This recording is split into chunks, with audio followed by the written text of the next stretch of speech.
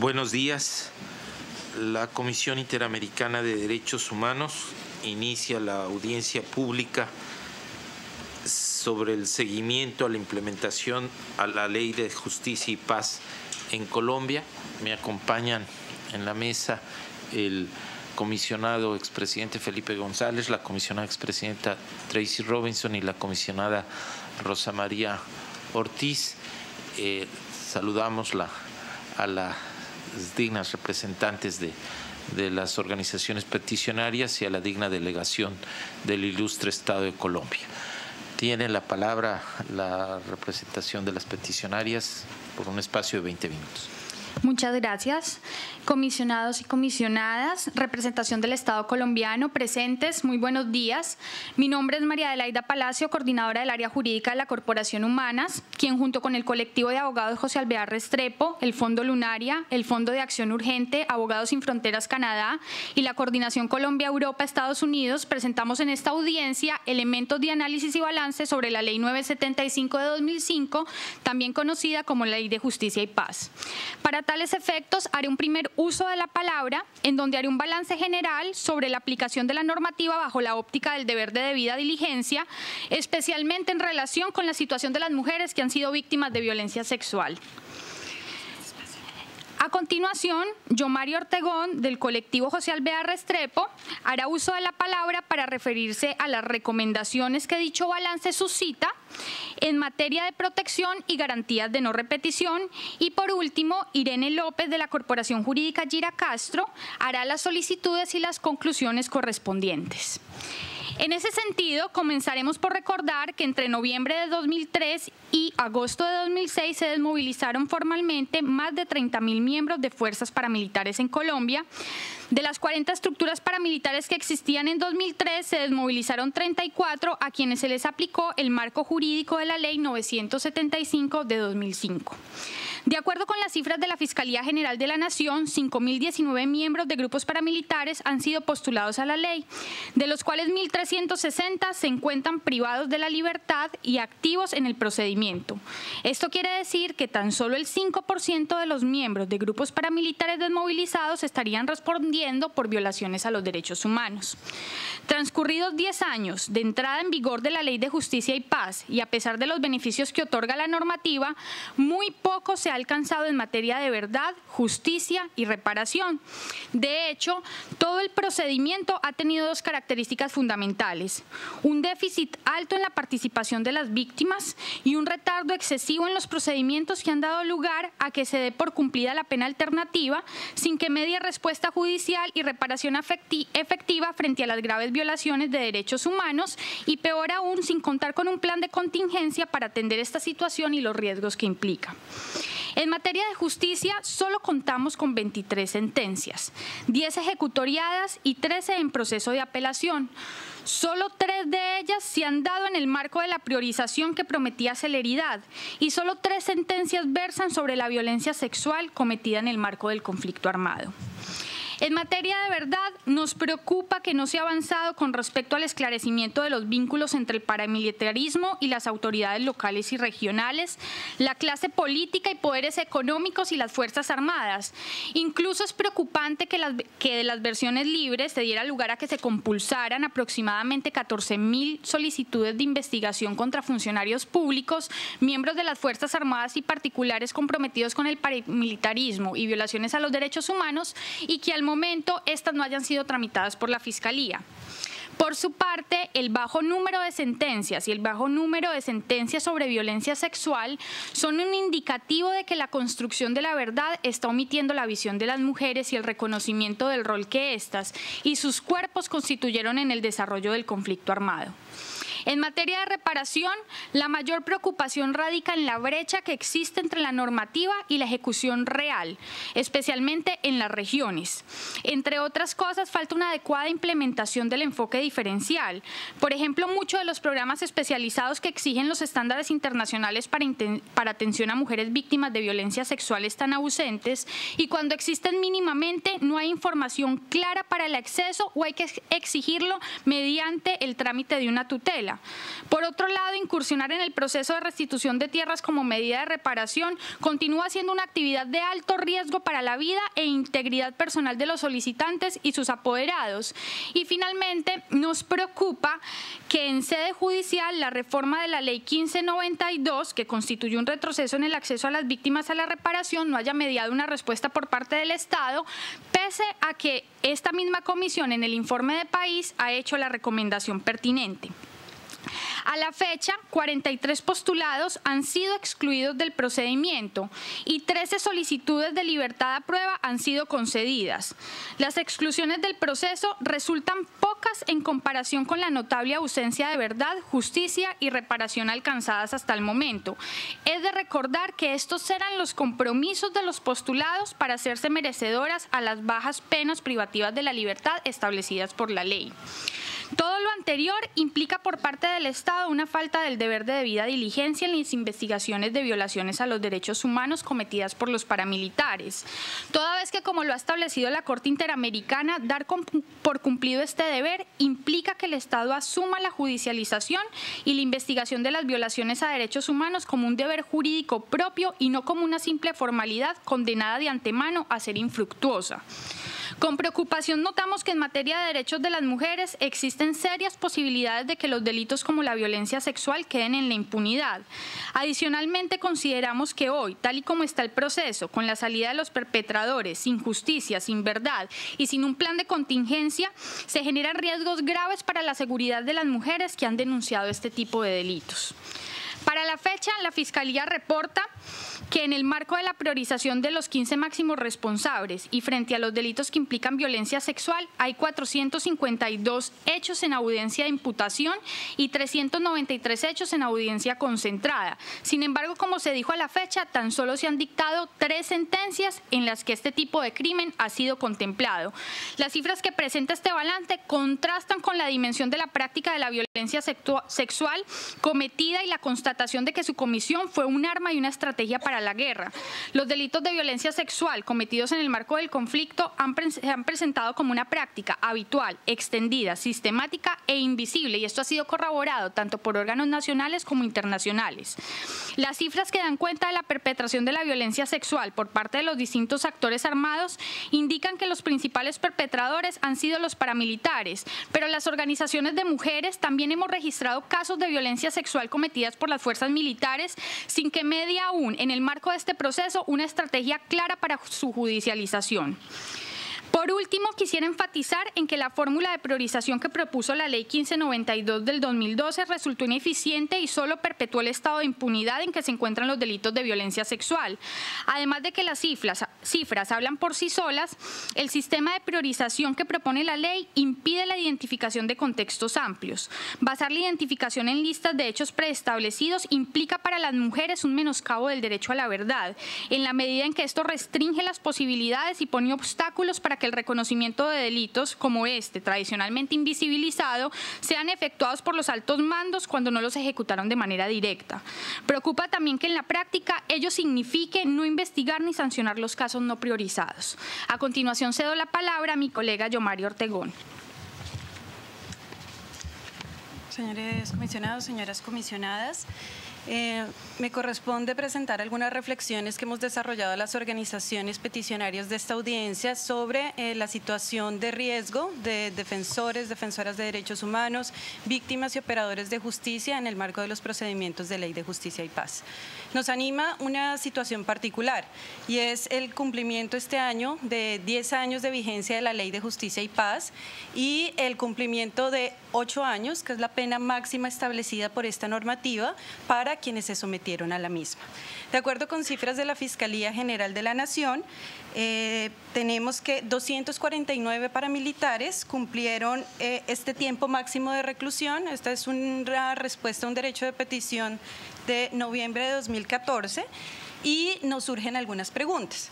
La primera de ellas, justamente, ¿cómo asegurar que estos excombatientes que recuperarán la libertad no se reincorporarán a los grupos o se incorporarán a los grupos armados que hoy subsisten en Colombia? La segunda, ¿cómo asegurar que las víctimas no sean revictimizadas?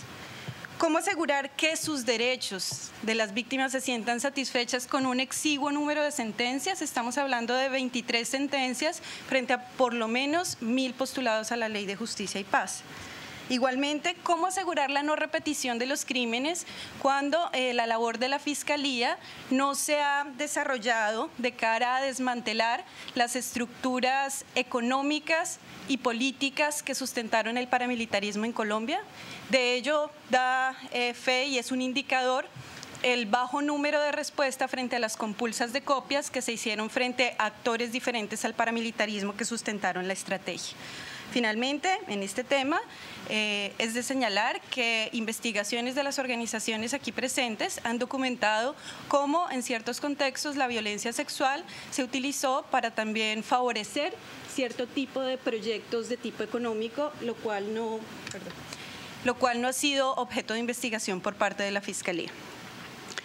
El año pasado, en julio de 2014, las organizaciones aquí presentes desarrollamos un seminario llamado ¿Y de las garantías de repetición qué?, donde tuvimos la oportunidad de contar con la presencia de la Oficina de la Alta Comisionada de Naciones Unidas para los Derechos Humanos en Colombia, la MAPOEA, así como diferentes entidades del Estado colombiano como el Ministerio del Interior, la Policía Nacional, la Unidad Nacional de Protección, y se resaltó la ausencia de la Fiscalía General de la Nación.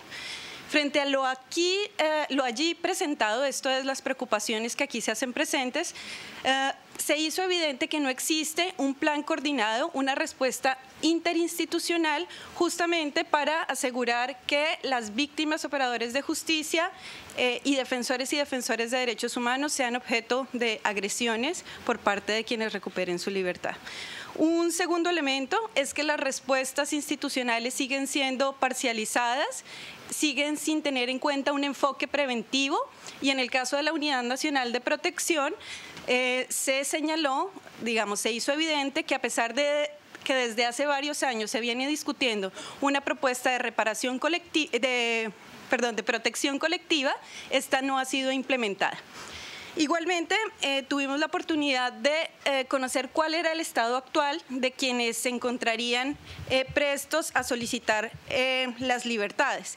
Y allí pudimos conocer que la MAPOEA tiene plenamente identificados los lugares a donde retornarán los excombatientes que recuperen su libertad, que serían 5 zonas, de acuerdo con la MAPOEA: Córdoba y Bajo Cauca, primera zona; Medellín, Urabá, Magdalena Medio y Cesar. Lo que solicitamos en ese momento es que por lo menos en esas zonas se desarrollaran planes de contingencia particulares. Con relación a la expectativa laboral de quienes recuperarían su libertad, se señaló por parte de la MAPOEA que un gran número de estas personas no tienen definidos planes laborales, pero más grave aún, algunos de ellos manifestaron que su intención es retornar a las armas. En tercer lugar, una tercera preocupación es que algunos de los postulados han manifestado, incluso públicamente, que se sienten inseguros de recobrar la libertad, justamente por el bajo nivel de investigación de las redes políticas y económicas que sustentaron el paramilitarismo, esto es temor a represalias, y adicionalmente algo que nos llamó sumamente la atención y que hemos puesto en conocimiento del Estado para que sea objeto de especial atención, es que señalaron que no se sienten protegidos por el propio Estado, y señalaron la intención de que su protección estuviera garantizada por cooperativas de seguridad privada. Teniendo en cuenta la historia de Colombia, el papel que han jugado estos organismos de seguridad en el sustento del paramilitarismo, creemos que debe ser un hecho de especial atención por parte del Estado colombiano.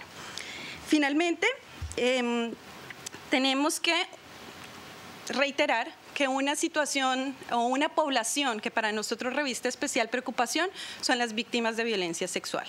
Justamente porque no existen planes de reparación colectiva, justamente por el bajo número de sentencias, justamente porque no existe previsión de que los victimarios vuelvan a las zonas en donde cometieron los crímenes, y esto debe tener un tratamiento particular. Quisiéramos destacar que el pasado 21 de octubre se desarrolló una Mesa Nacional de Garantías presidida por el Ministro del Interior, en la cual se comprometió a la construcción y discusión de un plan de coordinación interinstitucional justamente para dar respuesta a esa situación, y a la misma no tenemos conocimiento del transcurso que haya tenido este compromiso. Las organizaciones solicitantes hemos identificado en la salida de estas personas un factor de riesgo que debe ser tenido en cuenta. De manera especial solicitamos que la Fiscalía fije especial atención en los compromisos que deben cumplir estos excombatientes antes de recobrar la libertad, pero particularmente el interés de esta audiencia se centra en la protección de quienes han participado en las diligencias de justicia y paz, buscando la satisfacción de sus derechos a la verdad, justicia y reparación. Para finalizar, quisiera dar la palabra a la doctora Irene López de la Corporación Jurídica Llera Castro, quien presentará algunas conclusiones y recomendaciones para que sean tenidas en cuenta. Muchas gracias. Gracias. Señores comisionados, señoras comisionadas, el escenario de impunidad que a la fecha deja la aplicación de la Ley 975 de 2005 y sus reformas, lejos de favorecer el marco del proceso de negociación en La Habana, sienta un precedente desfavorable que de antemano pone en riesgo los intentos de construcción de un modelo de justicia transicional. Es importante vigilar que el proceso de negociación en La Habana no incurra en los errores que a la fecha deja el balance de la ley de víctimas. Es necesario exigir el reconocimiento de las responsabilidades y la judicialización de todos los crímenes sin que procedan amnistías e indultos, los cuales están prohibidos por el derecho internacional de los derechos humanos, y se garantice con ello una reparación integral para las víctimas en los términos establecidos por el sistema interamericano. Es menester también que se dé a las víctimas garantías para su participación activa a través de procedimientos que eviten precisamente la revictimización de las mismas. Un país que transita hacia la paz debe comprometerse con la erradicación de las estructuras criminales que hicieron parte activa del conflicto armado, entre ellas la eliminación de cualquier organización paramilitar como único camino para garantizar la no repetición de las violaciones a derechos humanos y de los ciudadanos y ciudadanas. En virtud de lo anterior, solicitamos a esta honorable comisión continúe dando seguimiento a los procesos que comprometen la verdad, la justicia y la reparación en Colombia. Para efectos de lo anterior, pedimos que por los riesgos que en el marco de la aplicación de la Ley 975 del 2005 implica el cumplimiento del tiempo máximo de pena prevista, solicite información periódica al Estado que dé cuenta de su accionar y los planes de contingencia que se tienen diseñados para atender dicha situación. También solicitamos que se incluya en el informe del capítulo 5 información sobre el seguimiento que el Estado ha dado a las recomendaciones dadas por la Comisión Interamericana de Derechos Humanos, incluyendo en particular información sobre protección de víctimas, defensores y defensoras de derechos humanos, así como de los operadores de justicia. Se solicita que por conducto de la Comisión Interamericana de Derechos Humanos se verifiquen las condiciones establecidas por la Ley 1592 del 2012 para acceder al beneficio de libertad a prueba. Igualmente, solicitamos se inste al Estado a utilizar todos los medios que tenga a su alcance con el fin de evitar la revictimización, especialmente de las mujeres víctimas de violencia sexual. Y finalmente, solicitamos registrar en el comunicado de prensa la información aportada durante esta audiencia. Muchas gracias. Gracias a las peticionarias por su presentación. Tiene la palabra la delegación del Estado. Muchísimas gracias, señor presidente, señores comisionados. Un atento saludo, al igual que a las señoras peticionarias. Colombia estima del mayor interés esta audiencia citada por la ilustrada comisión en la medida que le dará la oportunidad de referirse en términos amplios y generales a los avances, a los retos, pero también los logros obtenidos por el Estado en la aplicación de la Ley de Justicia y Paz, además de las medidas adoptadas con ocasión precisamente de lo que mencionan las señoras peticionarias respecto a la salida de los desmovilizados que recobrarán su libertad próximamente. En ese sentido, me permito dar la palabra para desarrollar estos temas al doctor Guillermo Rivera, consejero presidencial para los derechos humanos. La Ley 975 del año 2005 establece el procesamiento, la sanción y las rutas de atención a los desmovilizados de grupos organizados al margen de la ley, así como la reparación integral de sus víctimas. A partir de la misma, el Gobierno Nacional asumió, entre otras, la tarea de orientar una adecuada reintegración a la vida civil de los miembros de estas organizaciones que hayan tomado la decisión de desmovilizarse. Sobre esta materia, más adelante, un representante de la Unidad para la Reintegración expondrá más detalles. Pero en cuanto a la reparación integral a las víctimas, que dicho sea de paso es una política prioritaria del actual gobierno de Colombia, la Ley 975 establece un procedimiento judicial. Pero el propio gobierno del presidente Juan Manuel Santos impulsó otro proyecto de ley que más adelante se convirtió en la Ley 1448, más conocido como Ley de Víctimas y Restitución de Tierras. Si bien la Ley 975 plantea una ruta de reparación judicial para las víctimas, la Ley 1448 plantea una ruta de carácter administrativo que no excluye la judicial para las víctimas. Es más, la Ley 1448 no exige que para reconocer una víctima y para repararla sea identificado ni judicializado el victimario. Es decir, es un concepto amplio, un concepto que en cualquier caso es favorable a la víctima porque no exige que el victimario sea identificado ni judicializado. Basta con la constatación de los hechos de violaciones a los derechos humanos y al derecho internacional humanitario. Por lo tanto, nosotros llamamos la atención de que la política de reparación a las víctimas no puede ser solamente evaluada en consideración de la Ley 975. Creemos que deben ser evaluadas, repito, la política de reparación a las víctimas, tanto la Ley 975 como la Ley 1448.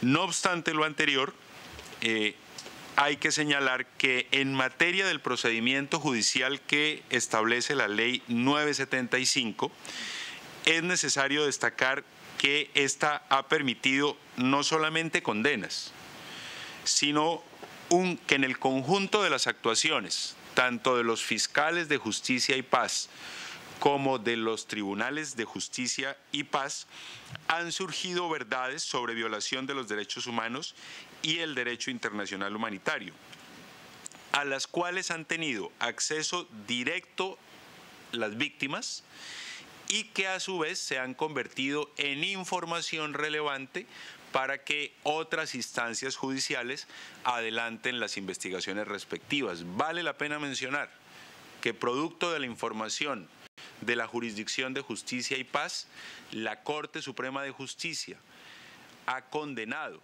a servidores del Estado del más alto nivel por su relación con organizaciones armadas al margen de la ley, y la Fiscalía General de la Nación ofrecerá cifras muy concretas sobre este particular. Y también debemos decir que la Ley 975 es la primera experiencia colombiana en materia de justicia transicional y que como tal de ella estamos aprendiendo lecciones y estamos intentando que en el futuro lo que de ella aprendamos lo podamos hacer mejor. Y tenemos dos ejemplos muy concretos de lecciones aprendidas. La primera, un proyecto de ley que presentó el Gobierno Nacional al Congreso de la República pidiéndole facultades para poder reestructurar la Fiscalía General de la Nación. Una vez aprobado este proyecto, el Gobierno reestructuró la Fiscalía General de la Nación, amplió su estructura, le permitió crear unas dependencias para establecer modalidades de investigación que incluyan los criterios de priorización y selectividad. Y también, de la experiencia de la Ley 975, el gobierno apoyó un proyecto de reforma constitucional que estableció los principios constitucionales de la justicia transicional, que también incorporaron los criterios de priorización, de selectividad y de máximos responsables. Para más detalles en esta materia, le cedo la palabra a la directora de articulación de las fiscalías especializadas de la Fiscalía General de la Nación. Muchas gracias. Buenos días a todas y a todos. La Fiscalía General de la Nación quiere compartir el día de hoy la siguiente información en materia de avances y resultados de la Ley de Justicia y Paz. En efecto, y hasta el año 2012 solamente habíamos logrado obtener un número de 10 sentencias, pero fruto de la estrategia de priorización tenemos a la fecha un número mayor de 28 sentencias que comportan la condena de 117 postulados, la documentación de 3.623 hechos cometidos contra 20.614 víctimas, el hallazgo de 4.519 fosas, la exhumación de 5.817 cuerpos. Quiero adicionalmente señalar que 91.200 víctimas han participado en las versiones libres, que a la fecha tenemos un número de 43 postulados excluidos, la judicialización de 700 hechos por violencia de género, la condena de 33 postulados en materia de violencia de género, y para abril aproximadamente se estarían radicando un número de 490 solicitudes de exclusión. Quiero resaltar que dentro de estas sentencias, 28, un número que debería ser mayor, no lo negamos, pero que cambió notoriamente justamente gracias a la implementación de la estrategia de priorización. Y en ese sentido quiero resaltar lo que fue la reciente sentencia a la macrocondena contra Mancuso y 11 postulados más, del 20 de noviembre de 2014, en la que se documentaron y probaron patrones de violación de los derechos humanos como reclutamiento ilícito, masacres, violencia basada en género, la práctica de incineración de cuerpos y el uso de llantas para quemar los cuerpos. Dentro de esta sentencia se resalta que el número de hechos registrados corresponde a 1.426 para un número de víctimas de 8.347 personas. Cifras que en comparación con la primera sentencia parcial contra Mancuso son notoriamente superiores. En esta primera sentencia, unos meses antes, los hechos que fueron cobijados por esta sentencia, que no estaba priorizada ni estaba dentro de una lógica de contexto, eran apenas de 126 y un número de víctimas de 490. También quiero destacar lo que fue la sentencia contra alias Botalón, que es Arnubio Triana Maecha, postulado priorizado por la Fiscalía General, obtenida el 16 de diciembre de 2014, contra él y 27 postulados más, en la que el Tribunal de Justicia y Paz especialmente condenó la ejecución de patrones de violencia sexual contra mujeres y niñas y prácticas de desmembramiento contra miembros de la comunidad LGTBI.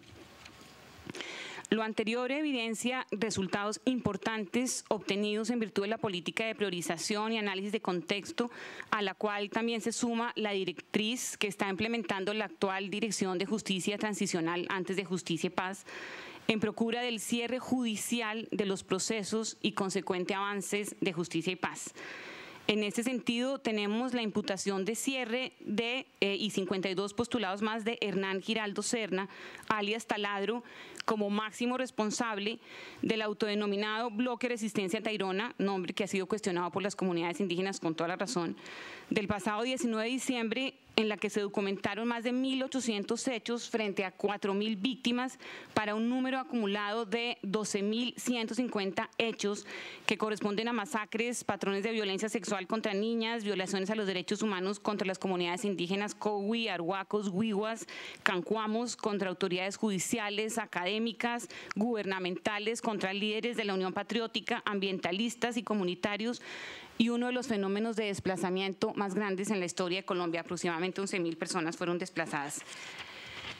Ahora bien, por otra parte, y frente al otro tema, sobre las solicitudes de libertad de los postulados de Justicia y Paz, quiero resaltar la circular número 008 del 4 de agosto expedida por el señor Fiscal General de la Nación, en la que expresamente instruyó al interior de la entidad un mecanismo de articulación para el cumplimiento del deber legal de la Fiscalía de informar a la magistratura en materia de contribución a la verdad, reparación de víctimas y no comisión de nuevos ilícitos después de la desmovilización. Fruto de esta estrategia de articulación, casos como el de alias El Águila, Luis Eduardo Cifuentes Galindo, postulado priorizado por Justicia y Paz, la Fiscalía evidenció e imputó por delito de homicidio agravado, secuestro extorsivo, tráfico de armas y concierto para delinquir cometidos con posterioridad a la desmovilización y por ende alias El Águila no podrá salir en libertad. También es de destacar el caso de alias El Oso, Marco Tulio Pérez Guzmán, cuya exclusión de Justicia y Paz fue hace 2 días confirmada por la Corte Suprema de Justicia y es un caso emblemático de priorización y de articulación interna en la Fiscalía que tiene relación con violencia sexual basada en género, toda vez que este postulado desconoció su responsabilidad en actos de violencia sexual contra mujeres víctimas en el municipio de San Onofre, Sucre. Es importante señalar, como lo establece la circular 008, que la sustitución de la medida de aseguramiento es una expectativa condicionada a la contribución a la verdad, a la resocialización y a la reparación de las víctimas, decisión que le corresponde a la magistratura y toma de conformidad con la información expedida en el certificado de la Fiscalía General de la Nación. Para esto en la entidad se hace una revisión detallada, articulada e individualizada de cada caso en particular. En los casos en donde es procedente la libertad, donde el postulado ha cumplido con sus deberes frente a la justicia, frente a la verdad y la reparación de las víctimas, la Fiscalía procede de conformidad. En el caso contrario, la Fiscalía también reporta lo pertinente y realiza, dado el caso, apelación, imputación o, según sea el caso, la exclusión. Para finalizar, es pertinente recabar que es propósito de la Fiscalía actuar de una manera responsable de cara al país, a las víctimas y al deber general del Estado de garantía de no repetición, así como capitalizar y aprender de las experiencias y lecciones del proceso de Justicia y Paz. En estos, señores peticionarios, la Fiscalía es consciente de las dificultades que ha tenido la implementación de la Ley de Justicia y Paz. El reto ha sido enorme. Falta mucho todavía, las cifras son descomunales, el fenómeno del paramilitarismo desbordó la capacidad institucional del Estado. El Centro de Memoria Histórica en un informe reciente señalaba que el país no ha entendido realmente lo que fue el fenómeno del paramilitarismo y por ende estamos aprendiendo de estas lecciones aprendidas. Sus observaciones son más que bienvenidas y serán muy tenidas en cuenta por la Fiscalía General de la Nación. Muchas gracias. Cedo la palabra a la Agencia Colombiana para la Reintegración. El Estado colombiano, con el objeto de garantizar los derechos de las víctimas y dar mayor eficacia a las herramientas dispuestas en la Ley 975, denominada Ley de Justicia y Paz, expidió la Ley 1592 del año 2012, en la cual se establecieron los requisitos claros para la excarcelación de los desmovilizados postulados a esta ley. Es importante resaltar, tal como lo expresó la Fiscalía, la ley y la jurisprudencia de los altos tribunales, que la excarcelación no solo es el cumplimiento del requisito objetivo de los 8 años, sino también es el cumplimiento de las garantías a los derechos de las víctimas, a la verdad, la justicia y la reparación. Requisitos que deben que ser comprobados por la magistratura al momento de interposición del otorgamiento de la medida. El proceso de excarcelación viene acompañado de momentos previos y posteriores, a cargo tanto del Ministerio de Justicia, el Instituto Penitenciario y Carcelario INPEC y la Agencia Colombiana para la Reintegración. Etapas que son de obligatorio cumplimiento por parte de la población desmovilizada para la permanencia de los beneficios dispuestos en la ley. Conforme a las cifras provistas por el Ministerio de Justicia y del Derecho, se tiene que el total de la población desmovilizada se han postulado 4.995 personas. Y conforme a las cifras reportadas por el INPEC, de estas hay 1.799 privadas de la libertad. Previo diagnóstico elaborado por el Ministerio de Justicia, la Dirección de Justicia Transicional del citado ministerio estructuró un programa de resocialización al interior de las cárceles. Dicho programa tiene como objeto central generar garantías de no repetición frente a los hechos ocurridos en marco del conflicto armado, con un enfoque de justicia restaurativa, derechos humanos y derecho internacional humanitario. Dicho ministerio informó que se han intervenido de los 1.799 postulados privados de la libertad, 926, lo cual corresponde al 62% de la población postulada privada de la libertad, con una inversión aproximada de 1.500 millones de pesos. Igualmente, dentro de los procesos de fortalecimiento del acceso de las víctimas a la justicia, este tipo de proceso ha apoyado en la participación en los incidentes de reparación a 2.312 víctimas. El Estado colombiano tiene más de 11 años de experiencia construyendo procesos de reintegración y reconciliación entre excombatientes y comunidades. Desde el año 2003 a diciembre del año 2014, se han desmovilizado por parte de los grupos organizados al margen de la ley 57.082 personas de estos grupos, de las cuales han recibido atención directa por parte de la Agencia Colombiana para la Reintegración 47.944 personas. Es importante decir que el proceso de reintegración para la población que va a ser excarcelada es de carácter obligatorio, individual y diferenciado, reconociendo las condiciones de cada persona, el rol de esta persona y su permanencia en el grupo organizado al margen de la ley. Se tiene en cuenta también la posterior estancia en la cárcel y los efectos que esa tuvo sobre el individuo, las problemáticas en materia de salud mental, el consumo de sustancias psicoactivas, priorizando siempre la atención psicológica y la estructuración de procesos de reconciliación o acercamiento con sus comunidades. Es importante tener en cuenta que este tipo de procesos tienen monitoreo y seguimiento permanente por parte de todas las entidades que intervenimos en este procedimiento. Igualmente, mediante un decreto 311 del año 2013, se conformó un comité interinstitucional de justicia y paz, cuyo objetivo es velar por la articulación de las medidas de verdad, justicia y reparación en lo relacionado con este procedimiento judicial. El objetivo de este comité es lograr la mayor satisfacción a los derechos de las víctimas. De igual forma, se estableció un sistema de información que le permita al Estado hacer seguimiento, monitoreo y evaluación al cumplimiento de este proceso judicial. También es importante resaltar que el incumplimiento del proceso de reintegración de su no vinculación genera la revocatoria de los beneficios concedidos en marco de la Ley de Justicia y Paz. Y dadas ciertas condiciones, puede llegarse a interponer las penas principales y accesorias que vienen acompañadas en la sentencia. En la actualidad, tal como lo informaron los peticionarios, han sido concedidas 13 libertades, de las cuales 2 han sido revocadas por la Corte Suprema de Justicia. La agencia se encuentra actualmente atendiendo 11 personas en marco del proceso especial de justicia y paz. Por eso, para finalizar, es importante tener en cuenta que el Estado colombiano dispone de un proceso de atención, monitoreo y seguimiento riguroso, previendo de antemano el acercamiento con las comunidades, factores de riesgo de la población y reincidencia, así como el cumplimiento de las órdenes impartidas por los tribunales de justicia, fortaleciendo el respeto hacia el de los derechos humanos y el derecho internacional humanitario. Es importante saber que este proceso hace principal énfasis en la concientización y resignificación de sus comportamientos y el derecho de las víctimas, para que de esta manera sus acciones contribuyan hacia la reconciliación y las garantías de no repetición, fin último de este tipo de procedimiento. Invitamos a los peticionarios a conocer más de cerca lo que ha sido el proceso de reintegración que se viene elaborando en el Estado colombiano por más de 11 años. Doy el uso de la palabra al Ministerio del Interior.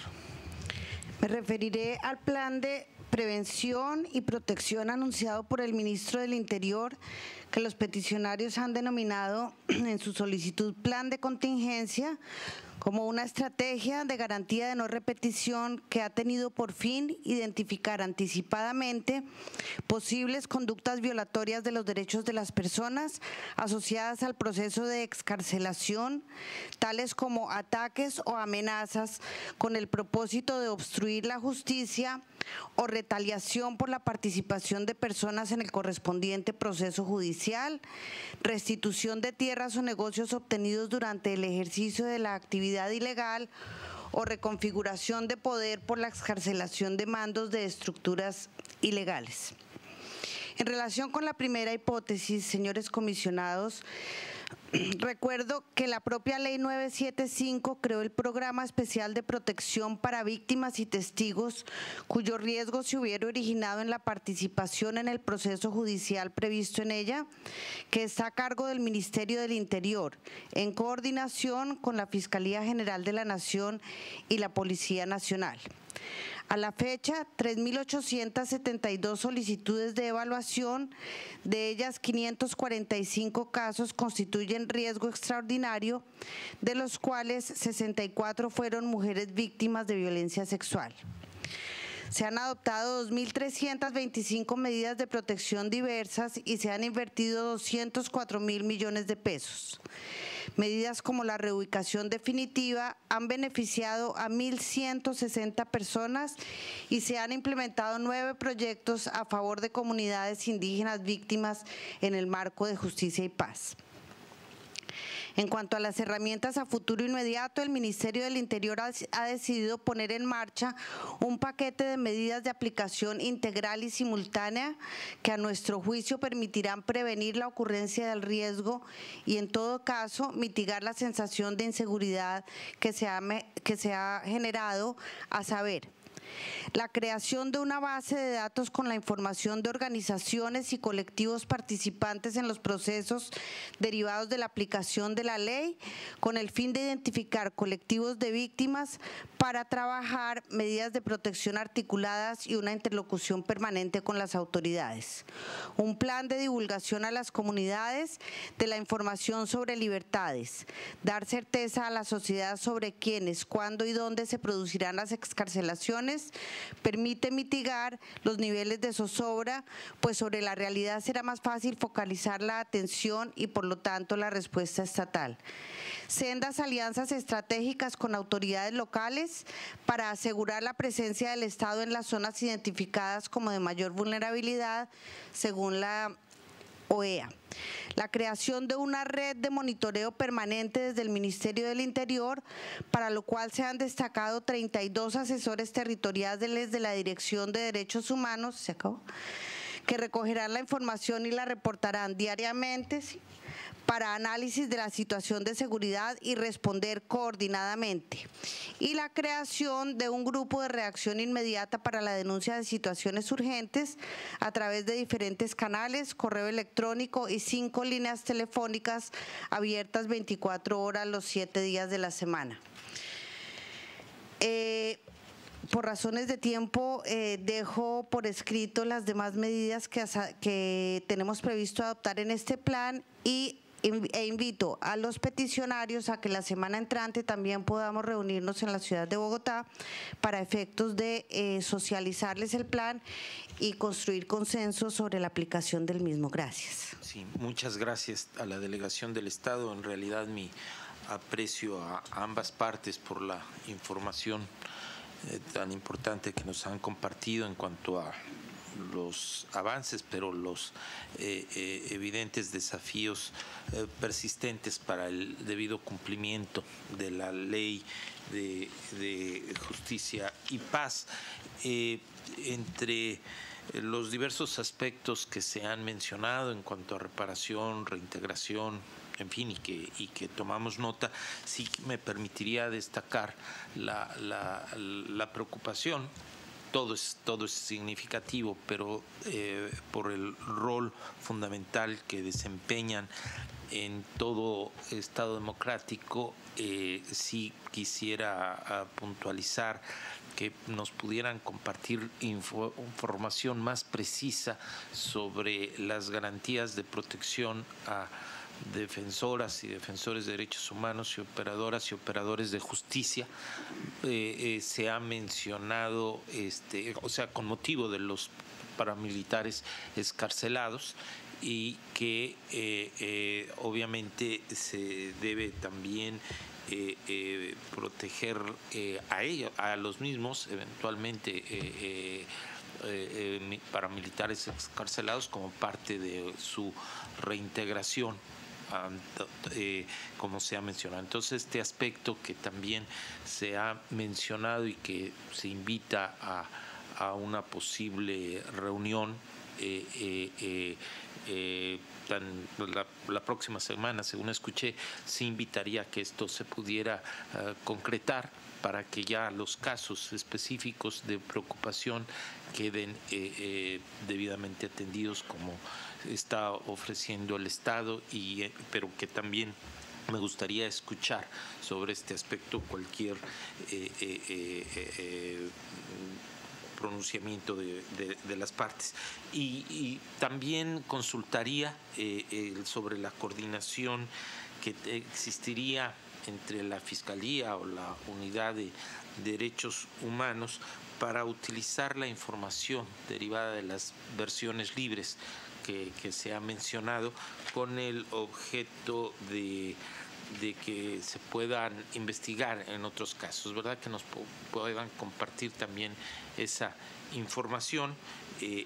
Lo apreciaríamos en cuanto a, en particular, cómo opera o cómo se estaría aprovechando la información dentro de las investigaciones de contexto y de priorización que se llevan a cabo. Reitero, lo que se obtiene de las versiones libres con motivo de la Ley de Justicia y Paz. Yo aquí me detendría y le consultaría a mis colegas, el comisionado Felipe González. Muchas gracias, presidente. Muy brevemente, bueno, agradezco también las intervenciones de ambas delegaciones. Es un tema de la mayor importancia, desde luego, y quisiera saber qué prospectos existen de que se pueda dotar a la Fiscalía de recursos significativamente mayores para estos efectos, dado que, como se ha señalado, la envergadura del problema hace muy difícil poder confrontarlo con los medios actuales. Entonces quisiera saber qué iniciativas existen o se podrían adoptar al respecto para tener una dotación de recursos financieros realmente adecuada para la magnitud del problema. Gracias. La comisionada Tracy Robin. Thank you, President. As the Rapporteur for the Rights of Women, I have a special interest in the efficacy of Law 975 in relation to cases of sexual violence. And I'm particularly appreciative of the candor of Colombia. Dr. Rivera, you mentioned that we're still learning how to make this more effective, and I noted that the prosecutor's office also mentioned that it recognized that there were deficits in its effectiveness, particularly in relation to cases of sexual violence. 3 cases up until now is what I understand. I understand from the prosecutor's office that there are about 23 persons who have recently, I don't know if I have the number correct, who have recently been criminalized in relation to crimes dealing with gender.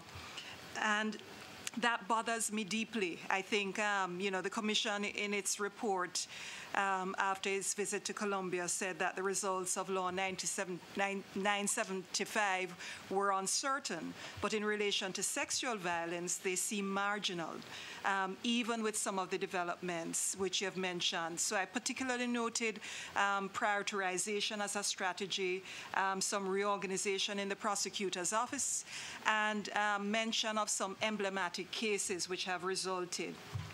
But it seems there's a need for not just quality, but quantity, given how endemic sexual violence was in the context of the conflict. And I wanted to find out from the government, from the state, whether you anticipate further reforms which can lead to more integral and radical changes in respect of justice for those who have been victims of sexual violence.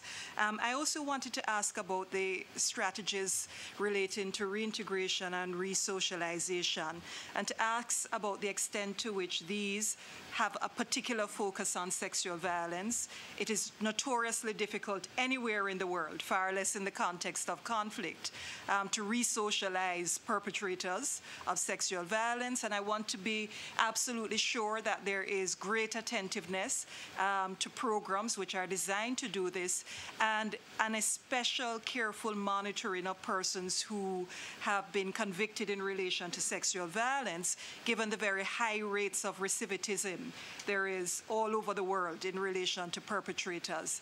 So I welcome more information from the state. I valued the information provided and look forward to more. Gracias. La comisionada Rosa María Ortiz, por favor. Sí, dado el escaso tiempo que contamos, yo pediría al Estado o a los peticionarios una audiencia, otra audiencia en otro momento sobre niños desmovilizados, niños y niñas desmovilizados. Muchas gracias. Gracias. Le tendría cada una de las partes un espacio de 5 minutos y será bienvenida cualquier información complementaria por escrito que deseen brindarnos. Las peticionarias, por favor. Muchísimas gracias, señor presidente, señores comisionados, señoras comisionadas, por las interrogantes. La respuesta del Estado colombiano evidencia que la Ley de Justicia y Paz no garantizó ni justicia ni paz. Es decir, si no tomamos las 23 sentencias, si no tomamos como referente los 117 condenados, tenemos que en todo caso estamos hablando de un 10% de sentencias frente a los más de 1.000 postulados, es decir, que estamos ante una situación de 90% de impunidad después de 10 años de vigencia de la Ley de Justicia y Paz. Igualmente, en los ámbitos que tienen que ver con las garantías de no repetición, por supuesto, si le hacemos una mirada integral al propósito de la Ley de Justicia y Paz y lo relacionamos con la Ley 1448, nosotros queremos destacar que el artículo 150 de la Ley 1448, Ley de Víctimas y Restitución de Tierras, justamente señala las garantías de no repetición como propósito fundamental de estos procesos. Y allí es donde está la principal falencia del Estado colombiano, tanto desde el punto de vista de su aparato investigativo como el de adopción de políticas que prevengan nuevas violaciones. Se citó un ejemplo, se citó el ejemplo de la sentencia contra Salvatore Mancuso. Esta sentencia justamente evidencia cuáles son los puntos en los cuales se tendría que incidir para la no repetición de los crímenes.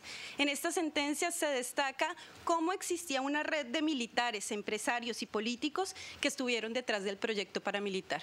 Nos preguntamos cuándo se van a desarrollar las investigaciones sobre las personas respecto de las cuales Salvatore Mancuso señaló que estaban comprometidos con este proyecto en sus versiones libres.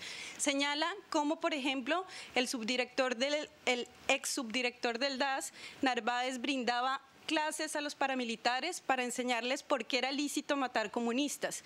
Este es otro punto en el cual se debe centrar la especial atención, las garantías de no repetición. En tercer lugar, en esta sentencia también se evidencia incluso cómo la propia Fiscalía estuvo comprometida con el proyecto paramilitar, particularmente en el departamento del norte de Santander, donde se destaca el caso de una fiscal del municipio de Cúcuta, de la capital Cúcuta. Igualmente, queremos señalar, frente a la invitación que se hace, de sugerencias que podrían ayudar a mejorar. Las organizaciones de víctimas hemos dicho, a futuro una garantía de no repetición puede ser nuevamente la prohibición expresa del paramilitarismo, la consideración como delito la conformación de grupos paramilitares de manera expresa. Igualmente, tenemos que, dentro de medidas particulares que pueden adoptarse en el marco de la normativa actual, tenemos que el decreto 3011 de 2013, justamente el que permite el régimen de libertad a prueba, establece como posibilidad de los jueces prohibir a los paramilitares que recobren su libertad acudir a ciertas zonas. Esta es una facultad que deben tener en especial en cuenta los jueces, justamente en los casos de violencia sexual y para garantizar la prevención de violaciones colectivas. Igualmente, quisiéramos señalar que desafortunadamente no tenemos el espacio para referirnos a las medidas de reparación. Igualmente también podríamos pensar en un espacio para discutirlas, pero la reparación, inclusive la que se ha brindado en el marco de la Ley 1448, sigue siendo exigua. No se ha garantizado reparación adecuada a las víctimas de violaciones a derechos humanos. Finalmente, en lo que tiene que ver con la participación de las víctimas en los procesos, se han señalado un gran número de víctimas que han participado. Sobre el tema particular de exclusiones de grupos paramilitares del beneficio, de los beneficios o de la normativa de la Ley 975 de 2005, sí quisiéramos señalar que las víctimas no tienen la posibilidad de intervenir y solicitar estas exclusiones. Los abogados y abogadas de las víctimas no tienen esta posibilidad. Tienen que descansar en la Fiscalía para que ésta lo haga. Es decir, esa participación es bastante reducida. Le daría la palabra a mis colegas por si quieren agregar algo. En este minuto que queda, quisiera advertir que, por supuesto, este es un proceso donde hay lecciones, pero que en todo caso estas lecciones no se deben dar en sacrificio de los derechos de las mujeres, bajo ninguna circunstancia. Cuando no se reconocen los derechos de las mujeres, el mensaje que se le transmite a una sociedad es sumamente peligroso, porque transmitimos el mensaje de que los cuerpos de las mujeres son de libre disposición y no se genera la memoria adecuada en cuanto a lo que fue el rol de las mujeres dentro del conflicto armado colombiano. Yo quiero que se reconozca que no basta con que existan las leyes y los programas, debe existir la capacidad de que las mismas sean efectivas, y las organizaciones que acompañamos a mujeres lo que hemos evidenciado es que en el marco de las regiones y en el marco de esos procedimientos, muchas de estas no pueden hacer efectivo lo que en los mínimos en los que la ley establece su participación y el reconocimiento de sus derechos. Gracias. Gracias a ustedes por su participación. La delegación del Estado. Gracias. Dos cosas en relación con la intervención del doctor Felipe González. La primera, en relación con el tema de las amenazas, que ciertamente resulta ser de gran preocupación para el gobierno nacional. Yo quisiera anunciarles que el ministro del Interior en el mes de enero conformó un grupo del más alto nivel con el consejero presidencial para los derechos humanos aquí presente, el fiscal general de la Nación, el director de la Policía Nacional, el director de la Unidad Nacional de Protección, para efectos de semanalmente estar controlando personalmente el tema de las amenazas y la evolución que éstas han tenido sobre defensores y defensoras de derechos humanos, así como la creación al interior de la Fiscalía de un grupo de tareas especiales para la investigación de conductas punibles sobre amenazas a través de medios tecnológicos. Los resultados de esta investigación los haremos llegar por escrito.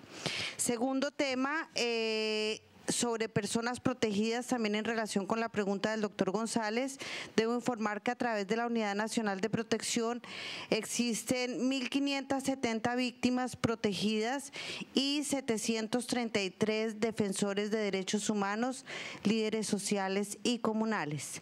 Y en relación con una visión de género que pueda basarse en la experiencia, quiero informar a los honorables peticionarios que, de conformidad con la intervención de la organización Gira Castro, justamente en la mesa de negociación de La Habana hemos resuelto crear una subcomisión de género para prevenir que el tema de las mujeres esté debidamente incorporado en los acuerdos que ya se han logrado y en los que estén por lograr. Con mucho gusto sobre esto también estaré informando por escrito a la honorable comisión. Apreciados comisionados, quisiera traer a esta audiencia las palabras de la señora Zainab Bangura, representante especial de las Naciones Unidas sobre violencia sexual. Dijo esto la señora una vez visitó Colombia. Representan importantes innovaciones, entre las que se encuentran la adopción de legislaciones pioneras como la Ley de Víctimas y Restitución de Tierras, así como la Ley 1719, que es la que convierte en delito de lesa humanidad los delitos sexuales, para garantizar el acceso a la justicia para las víctimas de violencia sexual y que identifica la violencia sexual como un crimen contra la humanidad. Yo quisiera destacar que esta última ley, la 1719, es del año pasado, que es muy difícil evaluar su implementación en tan poco tiempo, pero que el paso inicial para implementar una política es contar con una legislación que esté acorde con los estándares internacionales. Y el Gobierno Nacional está en toda la disposición de crear toda la arquitectura institucional que permita el desarrollo cabal de esta ley. Y vale la pena también señalar que el Gobierno presentó un proyecto de ley pidiéndole facultades al Congreso para ampliar la planta de personal de la Fiscalía. Ese proyecto representó 1 billón de pesos adicionales en lo que tiene que ver con el presupuesto destinado a la Fiscalía General de la Nación, un número importante de funcionarios para garantizar la presencia de los mismos en todo el país. Muchas gracias. Procedo a hablar sobre las 3 temáticas. Frente a amenazas, recientemente el señor fiscal creó un grupo de tareas especiales para atender de manera inmediata las amenazas, sobre todo a defensores de derechos humanos, y de manera articulada y coordinada con información que provenga de la Consejería de Derechos Humanos. Segundo, en materia de violencia de género, quiero precisar, los casos que mencioné fueron casos emblemáticos, pero tenemos 33 condenas a la fecha que recogen a 232 víctimas, esto frente al fenómeno del paramilitarismo. Repito, los casos eran casos emblemáticos, y quiero resaltar de manera categórica el compromiso de la Fiscalía con investigar las violaciones contra las mujeres, pero no solamente dentro del marco del conflicto armado. ¿Qué ha pasado? Si bien la violencia sexual en el marco del conflicto armado es en extremo preocupante, también la violencia sexual fuera del conflicto armado es en extremo preocupante. Y estamos evidenciando y estamos articulando un fenómeno internacional de trata de personas, por ejemplo, que por estar en Colombia sumida en el conflicto armado no se puede investigar como debiera. Estamos también tratando la investigación, estamos investigando la violencia sexual en todos los ámbitos. Y para finalizar, en compulsa de copias, precisar, Narváez en este momento está siendo judicializado por los hechos que usted comenta. El tema de compulsa de copias es de la mayor preocupación del fiscal Montealegre. Se han priorizado justamente los casos que provienen de las sentencias de Justicia y Paz. Es importante precisar que las compulsas de copias por tema de competencia pasan a justicia ordinaria, y los fiscales que conocen la problemática derivada del paramilitarismo son fiscales dentro de un modelo de justicia ordinario, y por ende la dimensión y la comprensión de este fenómeno resulta aún más compleja en relación con los avances que se logran con fiscales especializados en justicia transicional. Eso es todo.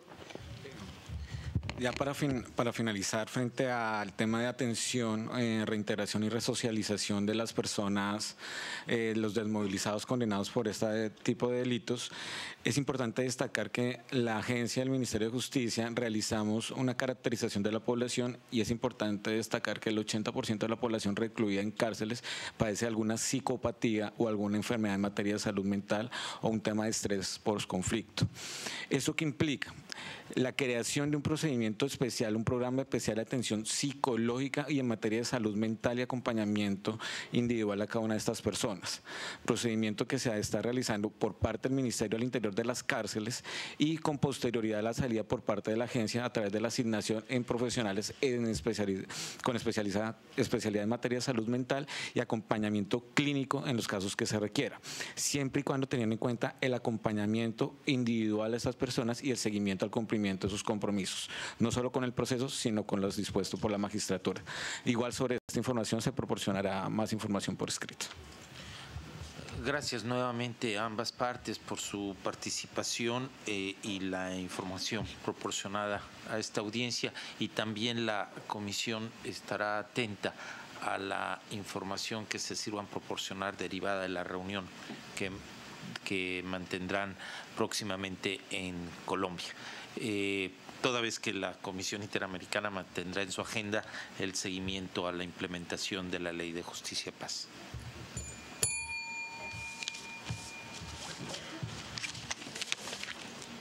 ¿Sabes lo del informe de verdad? ¿Es con almuerzo? No. El lanzamiento.